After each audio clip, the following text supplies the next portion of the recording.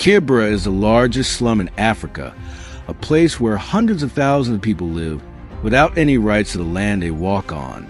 On this land, they build small shacks, about 3 by 4 meters, made of wood, mud, tin, or plastic. These shacks are often occupied by one or more people, with no private space and no proper ventilation. The only source of light in these shacks sometimes comes from a small hole in the tin roof. Kibera, often called one of the most densely populated areas on the planet, stretches about 2.5 kilometers long and 1 kilometer wide, with a population between 250,000 to 500,000 people. Some organizations even estimate more than 800,000 people live there. This means the population density in Kibera can reach more than 2,000 people per hectare, a density that is almost unimaginable. It becomes a compressed world, where every inch of space is contested and every aspect of daily life is shaped by chronic lack of facilities. Ironically, geographically, Kibera is located only about 5 kilometers from the center of Nairobi. It takes just 15 minutes to move from elite office buildings and luxurious shopping centers to narrow streets filled with shacks and rotting garbage. Yet, socially, this distance feels like a deep canyon with no bridge. Kibera seems to live in another dimension, outside the map of development and outside the reach of state policies. Those living in Kibera do not enjoy these facilities for free. In this very limited space, with minimal furniture, usually only a bed, a few stools, and containers to store water and food, they have to pay a monthly rent of about 700 Kenyan shillings, or around $6. This number may sound small, but in Kibera, where most families live on less than $2 a day, it is a significant amount.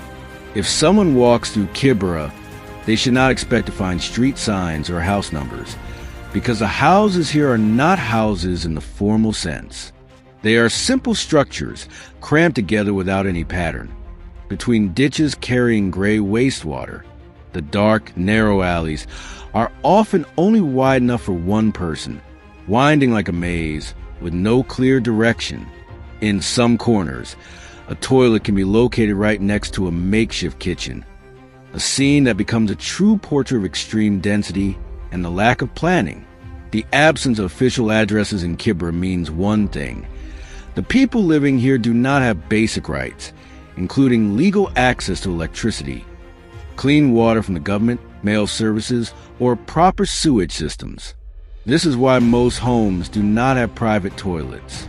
Residents have to walk hundreds of meters to reach public toilets, or use flying toilets, a satirical term for the habit of defecating into plastic bags and throwing them onto the streets. Being a woman in Kibera is one of the harshest realities of poverty, violence, and injustice. Here, they are mothers, breadwinners, caregivers, protectors, and victims of a very broken system. Many women wake up before dawn, travel long distances to the city to sell vegetables, secondhand clothes, or work as laundry workers. They return to their stuffy shacks late at night, bringing home only a small income for their families. During their journeys, they face the risk of harassment, extortion, and violence lurking in every dark corner of Kibera. Reports from Amnesty International record that more than 60% of women in Kibera have experienced harassment or sexual violence, much of it happening at public toilets or while walking alone at night. Here, personal safety is not a right, but a luxury that is hard to attain. Public toilets, which should be basic facilities, often become the most dangerous places for women. Because of their distance and insecurity, many women choose to hold their urge to urinate throughout the night, leading to serious health issues. They live in silent fear, in bodies tired from pain and shame. Children in Kibera learn the harsh reality much earlier than children elsewhere. They see poverty as part of daily routine. Many of them lose their childhood. They have to work, take care of siblings, or even scavenge for food from garbage. Even so, in the middle of all this lack, there is still an effort to keep learning. In the narrow alleys, among the sounds of old radios and children's songs, stand informal schools. These schools are built on land that used to be garbage dumps. Some of them are made of planks and tin, while others are made of mud. Without proper flooring, students sit on wet ground, riding on their laps in the middle of foul smells. These schools are filled with broken chairs, cracked blackboards, and teachers who mostly work without a stable salary. Children in these schools do not know libraries, yet they still write their small dreams in their worn-out books. Lack of books, lack of classrooms, and even the absence of students who have to help their parents earn money are common in these schools. Many children have to choose between carrying water home or carrying books to school. Although often ignored before elections, Kibera becomes a tempting stage for politicians.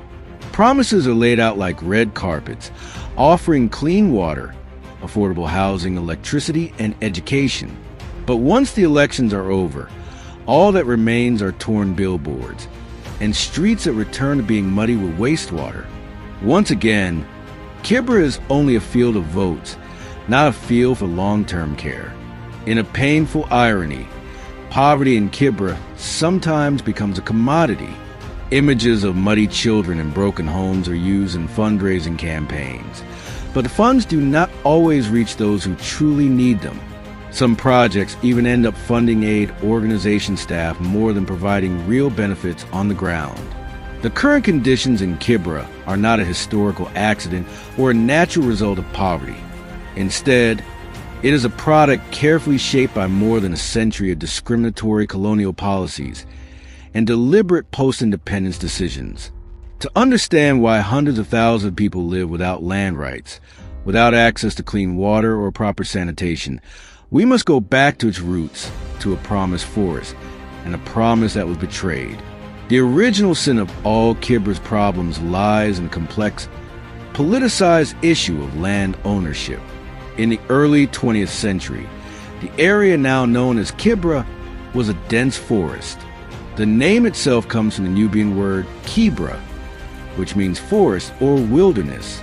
The settlement's history began in 1904, when the British colonial government allocated a piece of this forest land to Nubian soldiers returning from service in the King's African Rifles. These soldiers, who came from the Sudan-Kenya border region, had faithfully served the British military, and this land was their reward for their service. Initially, Kibera was not an illegal settlement, but a gift and a recognition of their service. These soldiers were given permission to build homes, graze livestock, and grow food on the land. However, from the beginning, this promise was fragile. The British colonial government explicitly designed Nairobi as a city for Europeans, while Africans were seen as temporary migrant workers, only allowed to live in ethnically segregated reserves on the city's outskirts. The Nubians were in a strange position. They had no identifiable rural homeland in Kenya, so they were categorized as tribeless natives. This status allowed them to live in Kibera outside the reserve system, but also left them without strong legal claims to the land under colonial law. The colonial government allowed this settlement to grow informally, and over time, other ethnic groups began moving into the area, renting land from Nubian landowners. A turning point came after Kenya's independence in 1963. Instead of integrating Kibera and granting land rights to its long-term residents, the new Kenyan government took the opposite approach.